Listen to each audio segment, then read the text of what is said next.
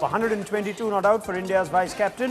And you could see after that the next high score from both sides, only 42 from Chris Morris, batting low down the order. The bowlers had done half the job for India, but it needed Rohit Sharma at his very best. It needed one of the top three at their best to make sure the points were Virat Kohli's. This is ESPNcricinfo Matchday UK 2019, and we're looking back at that game in Southampton. There's plenty to discuss in terms of the form of India's bowlers. Good that Rohit Sharma started this with a bang, and of course a more detailed conversation that needs to be had of a South African team that even after 3 games and 7 days into this World Cup just haven't quite shown up. Ajit Agarkar is here, so too is Daren Ganga. We'll hear from South African cricketer Heinrich Klaasen in just a bit too. Ajit, rather pleasing win. It looks like Rohit Sharma had to be there till the end. South Africa made sure he was there till the end, and that's what's resulted in India not having any more wobbles in that chase. Yeah, but what a player he's turned out to be in his career. I mean, it's just as soon as Virat was out, there were a couple of hiccups at that point. Shikhar not getting enough, made sure he's there at the end, gets that big one. Was saving the big one for a World Cup game. Had some innings in the IPL. Yes. Didn't quite go on and get the usual big one that he does. Fortunately for India, saved it up. And a tricky pitch to bat on. Fortunately for India and unfortunately for South Africa, there were only 2 bowlers that looked like troubling India, but superb innings. Again, under pressure, made sure he's there till the end, so there's no real pressure, even though India had wickets in the shed.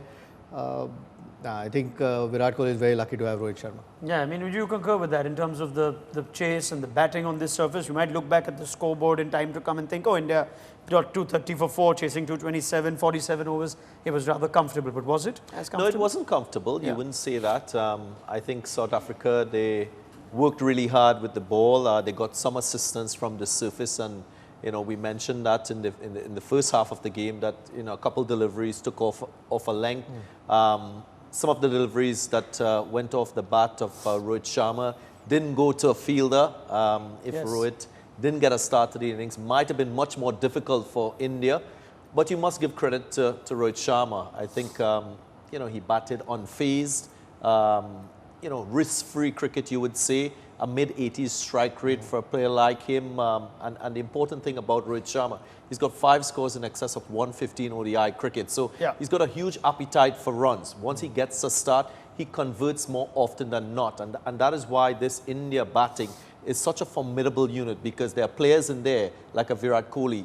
If these players get a start, this is exactly what could happen. They go on, they bat, and they see their team home.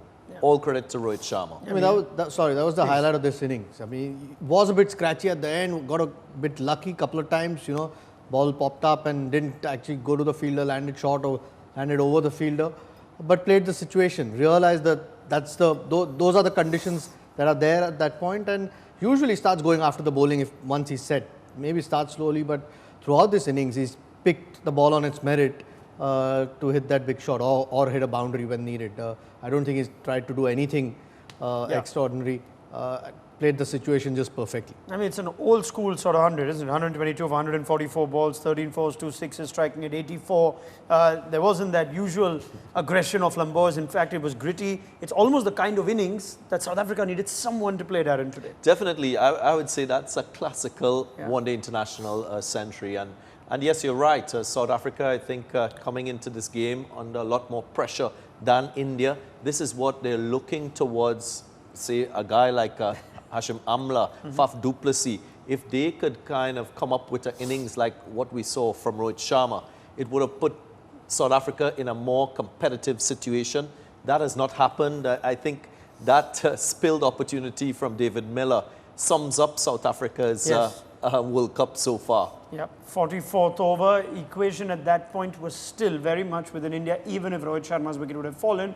But I think there'll be a lot of South African fans that have just put their heads down and said that pretty much just sums up our World Cup.